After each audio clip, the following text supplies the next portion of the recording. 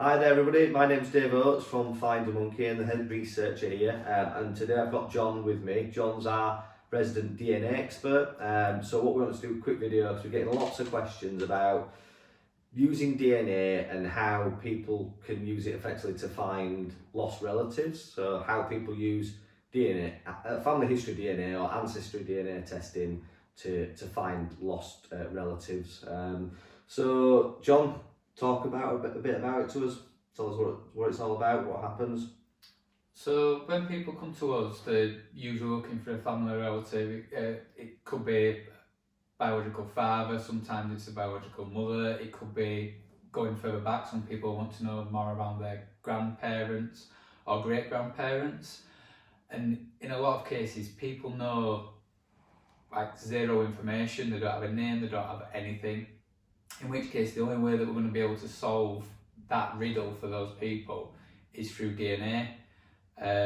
We ask people to do an Ancestry DNA test and also a 23andMe DNA test. They're just two of the most popular companies that do what's called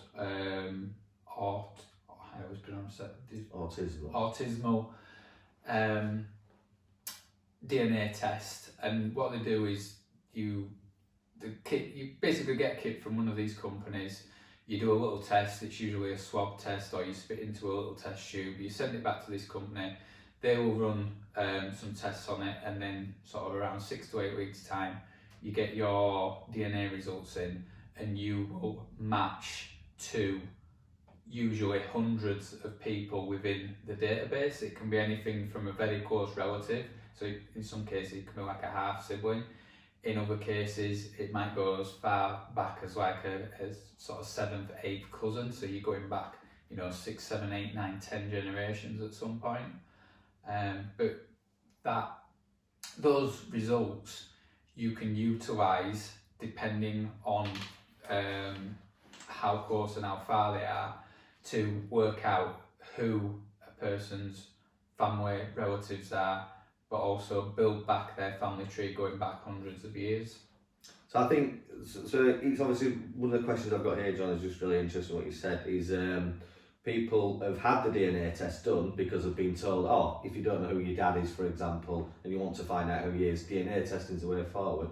They've had the DNA test done, and then they've got these results and they're going, I don't understand any of that, I've got all these people related to me, tells me that I've got a 2nd to 3rd cousin, a 6th cousin, or what have you, and but they have no idea how to translate that and how to start using that information. So how easy is it? Well, it can be very confusing unless you know what you're looking at, and even then sometimes it can be confusing depending on the relationships. But the thing that you need to do, like the first point of call when we get a testing and some results in, is to try and work out which side of the results are maternal and which side of the results are paternal. Because then, depending on which side of a person's family you're looking at, you can immediately remove potentially half of the results. And then it's just a matter of working out how each of the individuals connect to each other, but also to the person that's done the test. And you are literally building up a massive family tree, almost like a jigsaw puzzle, where some people from this family at some point in their past have a common ancestor. So it's a matter of working your way back through family trees until you find a common ancestor, and then you know that person is a key part of your research, and you generally have to come down that family line to work out a relative of the person that you're trying to find. Right, so basically you're looking for people you share DNA with as matches, trying to roughly understand how they might relate, and that's by the amount of DNA that you share, but we'll give you a rough idea, but not an exact match. The DNA is measured in something called centimorgans, so like and that's to do with like the total length of your chromosomes is something like 7,400 centimorgans, and so that as you go down a level, so my son will have half his centimorgans from me and half his centimorgans from Is that exact or? No, it does. It's approximate, and then everywhere you go down, you're splitting it again half, and not necessarily exactly half, because sometimes you take a little bit more DNA from one side than you do the other. But that's the same going down the line, but also the same going back up the opposite way. Right. So it's the amount of centimorgans you share, the higher, the closer you are from a relationship perspective, and obviously the least number of centimorgans, the further away you are. I think it's words like centimorgans that like confuse a lot of people, and just the word DNA itself is something that people get quite confused by or scared of if they don't understand it, and actually most people won't understand it, I suppose, will they? Question here is how I'm looking for my birth father. I don't even have his name. Does this matter? So if you don't know anything, can you still find, even though you know how they might relate, is it possible to use DNA to pinpoint a birth father? Well, up until probably 5 or 6 years ago, when this ancestry DNA and these type of tests just weren't that popular, it's only in the last sort of 5 or 6 years that this has come in, and we can help people that don't know a name. Because before that, that isn't something you would be able to do. So if you don't have a name, the only way we can solve this is through DNA. But yes, it is absolutely possible. You do need to have the right matches, but sometimes you'll have some matches, because obviously the size of the database is massive. That you will. It's exploded, hasn't it? Exactly. The amount of people, we're talking like millions and millions of people have had DNA tests now. One of the other questions here that kind of links on nicely to is, I think a lot of people assume I'm looking for my birth father. We use that as an example because I think it's probably the most common one, but people are often looking for other relatives too.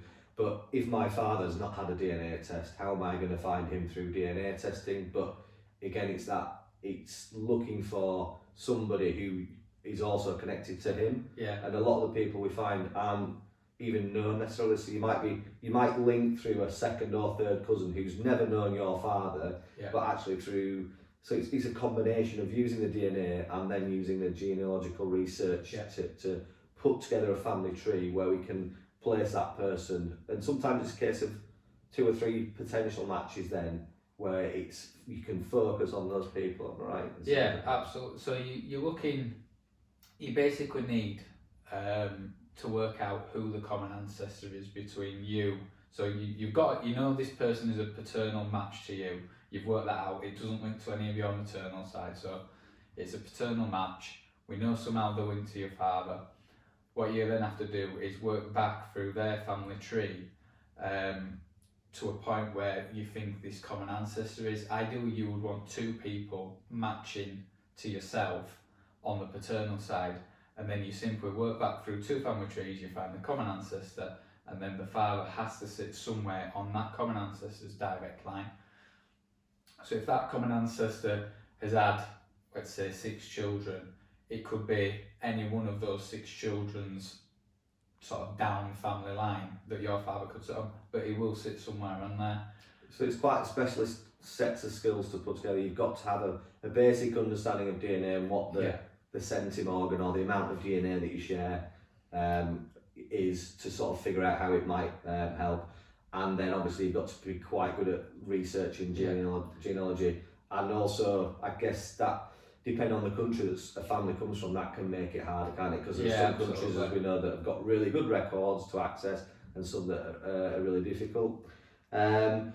This is quite a common question, and you sort of touched upon a couple of companies that do this testing, but it's which test should somebody take, because there are quite a lot of different companies offering a DNA test. So who would you advise people to do a test with, and why?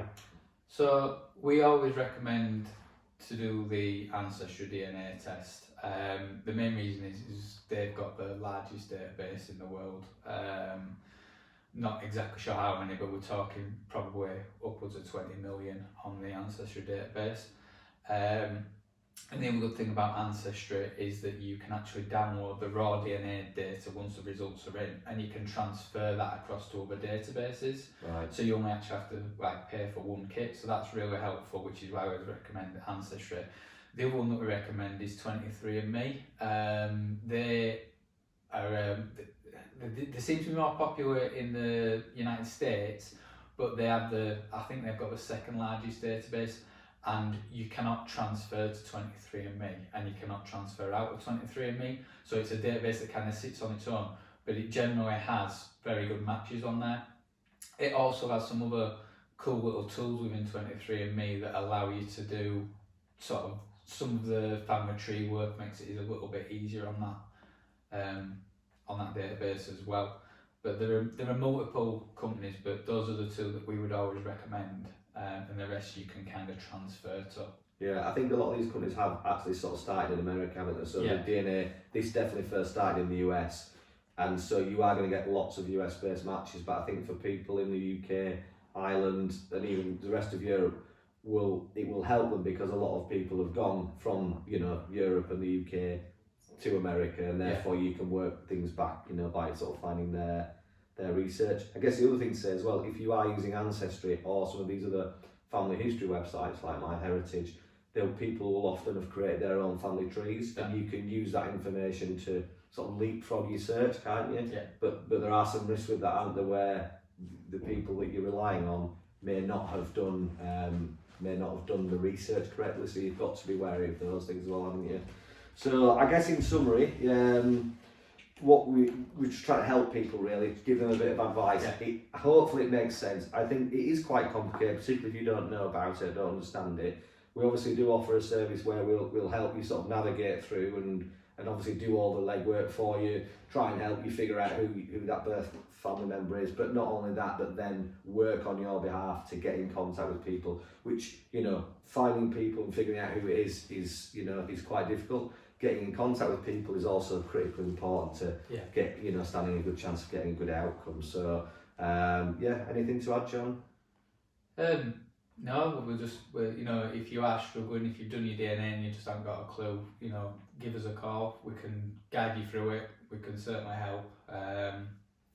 It is tough, but, you know, we can certainly move you along and give you some information that might help you. But also, if you need our help, we're there to hopefully work out a relative. Yeah, brilliant. One last thing I would want to say is, people are sceptical about this, you know, as to whether it works. It works, doesn't it? There's no doubt. We've seen the change in the last few years of it kind of being speculative. People used it speculatively. Now it's working. You know, you don't need close matches to be able to figure it out.